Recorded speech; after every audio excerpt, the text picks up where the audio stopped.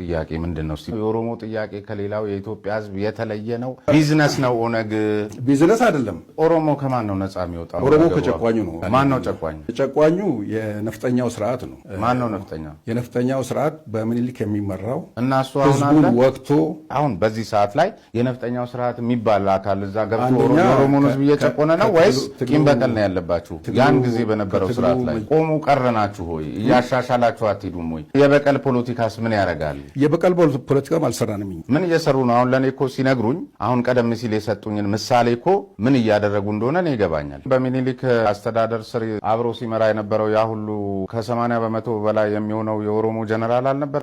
የኢትዮጵያ የስራ ቋንቋ አማርኛ ነው። ትልቁ ብሔረሰብ ግን ኦሮሞ ነው። ብዙ ሆነን ቋንቋው አላደገም የስራ ቋንቋ አልሆነም ትሉና ግን ንግግራችሁም ጽሁፋችሁም ዘፈናችሁም ደግሞ መልሶ አማርኛ ይሆናል። ለምንድን ነው? በኢትዮጵያ ውስጥ ትልቁ ብሔር ኦሮሞ ነው። ትልቁ ብሔር ኦሮሞ ነው የሚለውስ ግን ግኝት ነው ወይስ በምንድን ነው? እኮ እንደሱ ነው። አሁን በቁጥር ብዛት በሉኝ እንጂ የትርጉም ጉዳይ በራሱ ያዛባልና ትልቁ ብሔር ሲባል ከቁጥር ነው ብለው ንገሩኝ። ትልቅነት ከቁጥር እንጂ ራሻ እኮ 15 ሀገር ሆናለች። ዩጎዝላቪያ 6 ነው 7 ሀገር ሆናለች።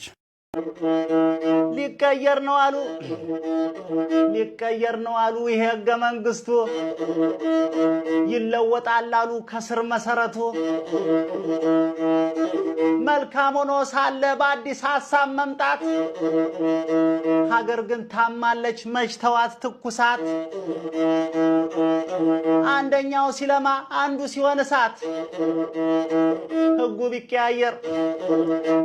ቢቀያየር ሰላሙ ካልመጣ አዲስ መመሪያ እንጂ ለውጥ እንደው አይመጣ። ቀለም ቢቀይሩ በወርቅም ቢታተም ያኔም ብሔር እንጂ ሰው አላካተተም።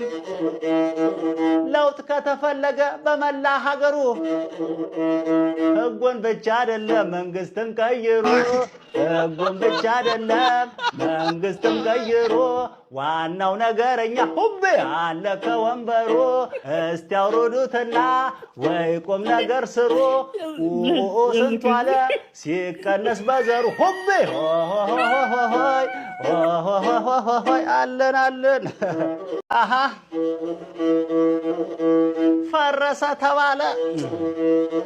ፈረሰ ተባለ አምፒር ሲኒማው። ፊልም ብቻ አይደለም ታሪክ ያሳየው። ቀስ እያለች ተጠረገች ፒያሳ። በቆሻሻ ሰበብ ንጹህም ተነሳ። ሰው ቀበና ነው ፎቶ እየተነሳ። ለምን ማለት ትቷል አይጠይቅም ህዝቡ። ልኑርበት ይላል እችናት ሰበቡ። ታሪክህን ሁሉ ሜዳ አርገውልሃል። ፊልም ቤት አፍርሰው ፊልም ይሰሩብሃል። ፊልም ቤት አፍርሰው ፊልም ይሰሩብሃል። ድራማ ሲሰሩ ሁቤ ተመልካች ሆነሃል። አክተርም እነሱ ዳይሬክተር እነሱ ይሰራሉ ቲያትር ሁቤ ህዝቡን እያስነሱ።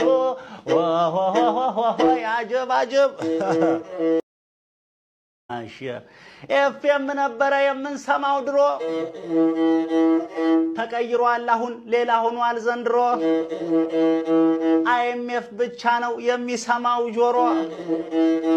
ቢሊዮን ብር ከዛ እየተቀበሉ የኑሮውን ካርታ አመሰቃቀሉ። ዶላር እንኳን መጥቶ ህይወት ካልቀየረ ሀገር ነው ግለሰብ ማን ነው የተበደረ? በሀገር ማሊያ እየለገለጉ ሰው ሲያሽቆለቁል እነሱ እያደጉ አደገች ይላሉ። የማይገባ ቁጥር ይደረድራሉ። 6.44 13% for 6 ምናምን ይላሉ። አድገናል ለማለት ብዙ ያወራሉ። ኧረ ተው በሏቸው። ቁጥሩ ምንድነው? እኛ ሲያድግ ያየነው የኪስ ቦርሳቸው ነው። እኛ ሲያድግ ያየነው የኪስ ቦርሳቸው ነው። ይመጣል ብድሩ ይቆለላል ብሩ። በታትረው ጨረሱ ሁቤ አንድ ሀገር ሳይሰሩ።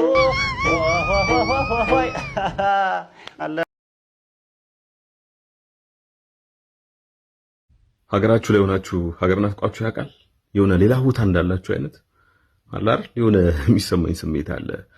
ስደተኛው እንኳን አይነት ሌላ ሀገር ያለው አይነት የባዳነት ስሜት ማለት ነው። እና እኔ ብቻ ነኝ እንደዛ እየተሰማኝ ያለው ወይስ ሌሎቻችሁም ጋር አለ?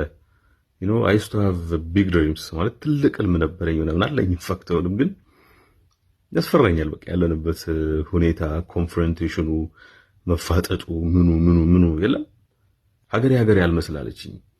በቃ የሆነ ሌላ ሀገር ተሰድጄ ያለው ነው ይመስለኝ።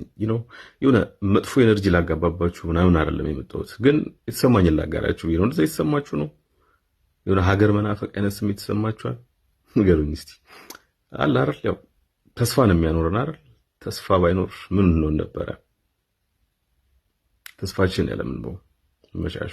ጀነራል ጻድቃንና አቶ ጌታቸው ረዳ ከኩሽ ዘር ግንድ እንደሚመዘዙ ጎሳቸውን አወኩኝ አወኩና ረጅም አብረው እንደሚሄዱ ለጊዜው ይጠቀሙባቸዋል እንጂ ይጥሏቸዋል ነው ያልኳቸው። እና አሁንም ተጋይተው እነሱ አሁን ከኢትዮጵያ መንግስት ጋር ከዶክተር አብይ ጋር ሆነው እንዳውም አቶ ጌታቸው ረዳ ውስጡ ከባድ ነው ማለት ነው የምትለን ነገር ፖለቲካ ካም ኩሽ ወለደ ኩሽ ኢትዮጵስ ወለደ። የኢትዮጵስ አምስተኛው ትውልድ ቡልቃያ ይባላል። ቡልቃያ 5 ልጆች ወለደ ይላል ዘመጻፍ ላይ። አንደኛው ሳባ የሚባል ነው። ሳባ ደግሞ የአሁኑ ትግሬ ተብሎ የሚጠራው ህዝብ አባት ነው ይላል። አሁን እዛ የሰሜን ህዝብ የእንትን ህዝብ ነው አይደል የሚባሉት? ምንድነው የሴም ህዝብ አይደል የሚባለው? ግን ታሪኩ እንደሱ አይልም። የሴም ህዝብ አይላቸውም። የትግራይ ህዝብም ማለት ነው። የኩሽ ዘር ግንድ ላይ የቡልቃ ልጆች የሳባ ልጆች ናቸው። ሴም አልተቀላቀለም ወይ መጥቶ ለሚለው የተቀላቀሉ የሴም ዘሮች አሉ ከመካከለኛ ምስራቅ የመጡ ግን ኦሪጂናሊ አብዛኛው በትግራይ የሚኖረው ህዝብ ከዚህ በፊትም ካንተ ጋር እዚህ ስቱዲዮም በሌላም በየኔታም በየኛም እንደተነተን ነው አብዛኞቹ ከኩሽ ዘር ግንድ የተገኙ ናቸው። ከዚህ ራሱ አሁን እንግዲህ የትግራይ ክልልን ማንሳት ካስፈለገ ከራያ አንስቶ እስከ አድግራት ያን ያልነው እንደውም አንድ ክልል መሆን አለበት ያልነው ስለነ አቶ ጌታቸው ረዳ ስለነ ጻድቃን ሁሉ አንስተን ነበር እዚሁ። አዎ አንዱ ጉዳይ ላይ ስታወራ እንደው ካነሱ አይቀር ሳንዘነጋው እንሂድና በትንቢት መልክም ተናግረሃል። ጌታቸው ረዳ ጻድቃንን ኩሸቲክ ስለሆኑ ያበሯቸዋል ወይንም ደግሞ ያገሏቸዋል የሚል በጣም የሚገርም ነገር ከተናገር ብዙ ጊዜ ሆኖታል። አሁን ግን ተፈጽሞ ያየን ይመስላል። ግን የትግራይ ህዝብ አንድ ማህበረሰብ ነው፣ ተጋሩ ተብሎ ይጠራል። ውስጡ ግን ያው ብዙ ማህበረሰብ አለ። ለምሳሌ ወደ 10 የሚሆኑ ብሔረሰቦች ነበሩ። የኢሮብ ዘሮችንም ከቋንቋቸው ከሙዚቃቸው ከብዙ ነገር ያየነው አለ። ብዙ ነገር አለ እዛው ሳንገባ። ይሁንና ግን በአንድ ካርታ፣ በአንድ መንግስት፣ በአንድ አይነት አመለካከት ያለ ጠንካራ ህዝብ ነው። በፖለቲካውም እንዳየነው እና ይሄንን እንዴት ልትናገር ቻልክ? አሁን ስታያይዘው እንዴት ሊመጣ ቻለ ብዬ ነው። አቶ ጌታቸው ረዳንም እነ ጀነራል ጻድቃንንም ተናግራ አልቀድመን እንዴት ሊሆን ቻለ ግራ ገብቶናል። ያው እንግዲህ አሁን እኔ ታሪኩን ነው ያወራሁት። ታሪኩን ታወራና ፖለቲካው እንድምታው ወዴት እንደሚሄድ ትንተናውን ታስቀምጣለህ እና ፕሬዲክሽን ወይም ደግሞ ትንበያ አሁን ነቢያት የሚተነብዩት ምናምን የሚባለው የወደፊት አይደለም የሚተነብዩት አየር ላይ ተደርጎ የነበረውን ነገር ያዩና ይነግራሉ። የትንቢት አይባልም። እሱ ምንድነው የሚባለው? መገለጥ ነው የሚባለው ወይም የእውቀት ቃል ይባላል። ማወቅ ነው የሚባለው። ያለፈውን ነገር አወቅ ይባላል። የወደፊት ተነበይክ ነው የሚባለው። የወደፊት ሲሆን ያልሆነውን ነገር ስትናገር ነው ትንቢት